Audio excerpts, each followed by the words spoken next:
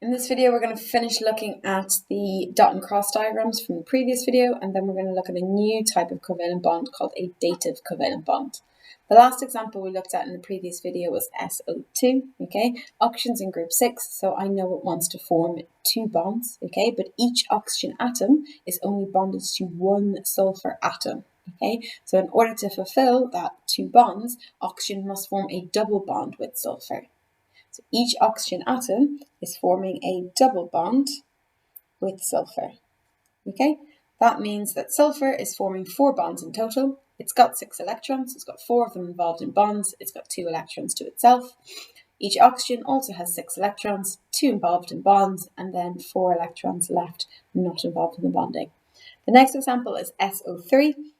Again, I'm going to put sulfur in the middle and I'm going to put oxygens all around it.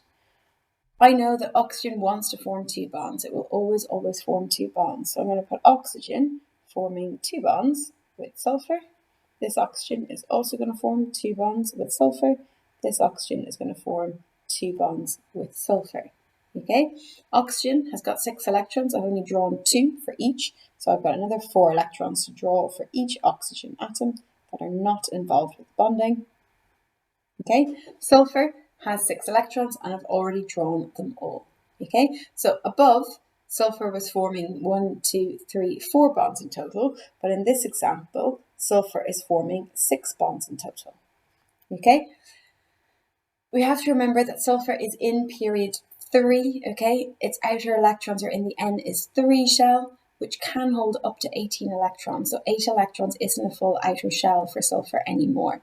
It can form more bonds. It's got 6 outer electrons in total, which means it can form up to 6 bonds. Here I've got 1, 2, 3, 4, 5, 6 bonds, which is absolutely fine. Okay, so sulfur is totally happy with 6 bonds, and then each oxygen then gets to form its 2 bonds. So this is what SO3 is going to look like.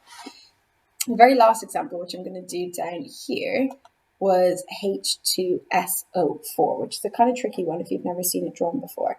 So if I had H2SO4, I'm just going to put sulfur in the middle, okay? Because if you played around with this, you might have put the 4 oxygens around sulfur and the 2 hydrogens around sulfur. But if I just draw it like that for a second, let me have a look, okay? If I draw it like this, I've got 1, 2, 3, 4, 5, 6 bonds around sulfur. We've already seen in SO3 that sulfur is fine with 6 bonds. It's got 6 outer shell electrons. It can form 6 bonds. So sulfur is fine. I've got 1 bond from each hydrogen. Hydrogen wants to form 1 bond, so that's fine in terms of hydrogens. If I look at the oxygens, we said that oxygen wants to form 2 bonds, but in each case, I've got oxygen only forming 1 bond. Okay? In the previous examples, we got around this by drawing double bonds between oxygen and sulfur. If I come back here and start drawing double bonds between oxygen and sulfur, okay, now I've got 4 happy oxygens, but I've got sulfur with 1, 2, 3, 4, 5, 6, 7, 8, 9, 10 bonds, okay? Sulfur cannot form 10 bonds. It's only got 6 outer shell electrons. The maximum number of bonds sulfur can form is 6. So what actually happens is you don't have all 6 atoms around sulfur. You've got sulfur bonded to the 4 oxygen atoms only. Those 2 hydrogens are then bonded to 2 of the oxygens. Okay, so I know that oxygen needs to have 2 bonds. If we start looking at these 2 oxygens, okay, it needs to form 2 bonds. This oxygen is going to form 1 bond with hydrogen, it's going to form 1 bond with sulfur, and it's going to keep its other 4 electrons to itself. This oxygen is going to do exactly the same thing, form 1 bond with hydrogen, form 1 bond with sulfur, so it's forming 2 bonds, and it keeps its other 4 electrons to itself. Hydrogen's only got 1 electron, it uses it to form a bond. So I'm going to fill that in. Okay, so hydrogen's happy, both of these oxygens are happy. Okay, if I look at the 2 other oxygens, okay, they both need to form 2 bonds, but both of these oxygens are only bonded to 1 sulfur. That tells me that they need to form both of their bonds with sulfur. So these oxygens are going to form double bonds with sulfur. Okay. When it does that, this oxygen is going to have 4 electrons non-bonding. This oxygen is going to have 4 electrons non-bonding. And then I look at sulfur itself. Okay, sulfur has got 6 electrons and it is forming 1, 2, 3, 4, 5, 6 bonds. So it's forming a double bond with that oxygen, a single bond with that oxygen, a single bond with that oxygen, and a double bond with this oxygen. So sulfur ends up 1, 2, 3, 4, 5, 6 bonds. Each oxygen is forming 2, hydrogen is forming 1, and H2SO4 ends up looking like this. Okay, so that's the structure of H2SO4. We're now going to move on to a different type of covalent bond called dative covalent bonds. So in all the molecules we've looked at so far, each bond that we've got formed, there is one electron from each atom in the bond. So if I look at methane, I've got carbon bonded to 4 hydrogens.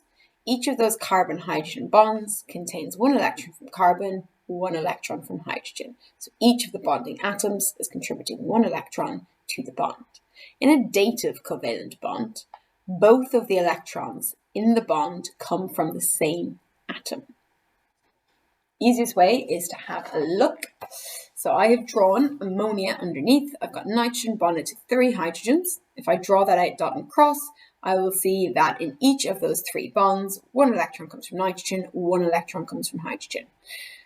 Nitrogen has 5 electrons in its outer shell. Only 3 of those electrons are involved in bonding. Nitrogen still has a lone pair. And this molecule here, ammonia, is pretty stable.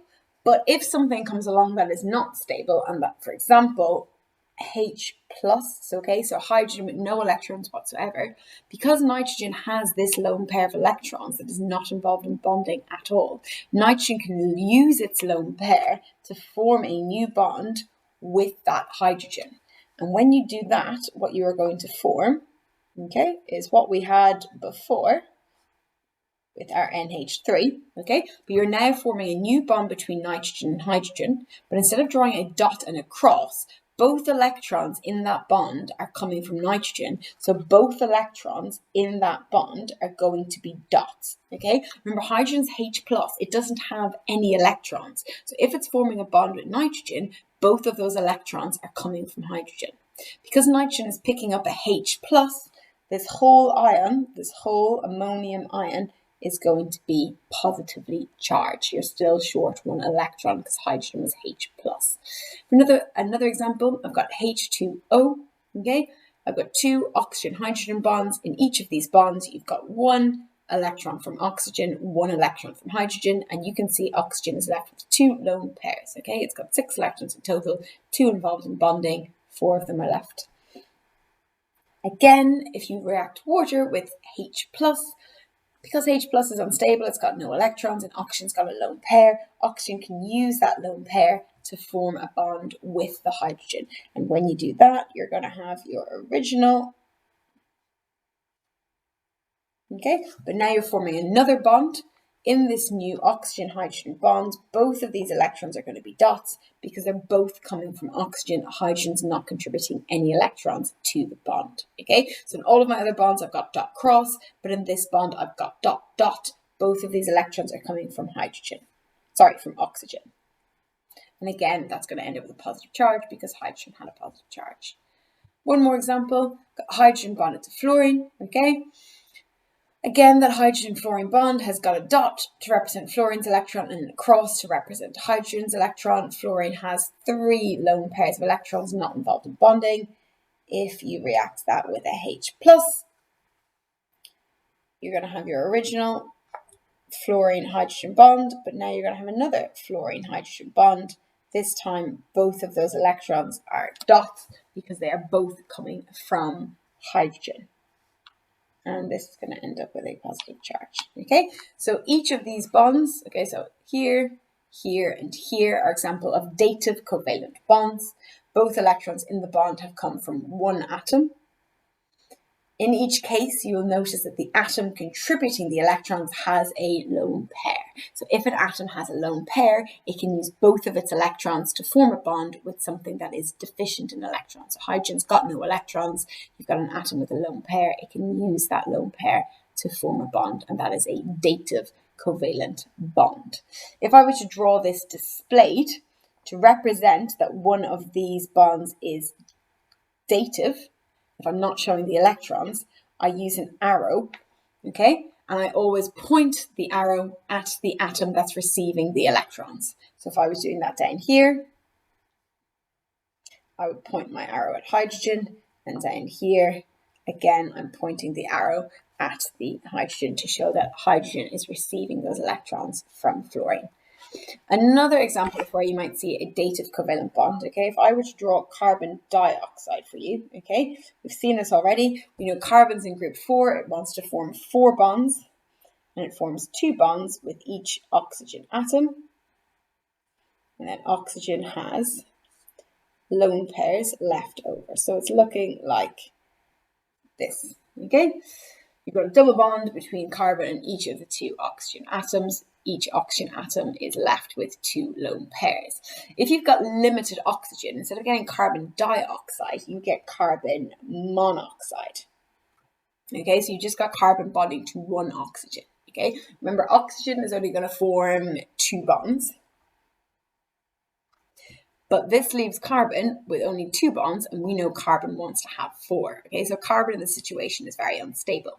Okay, the way I've drawn oxygen, it's forming 2 bonds, just like it was up here, but it does still have 2 lone pairs. You've got carbon that's electron deficient, okay, it's unstable, and you've got to bond it to an oxygen atom which has 2 lone pairs. Because oxygen has a lone pair, it can donate that lone pair and form another bond with carbon.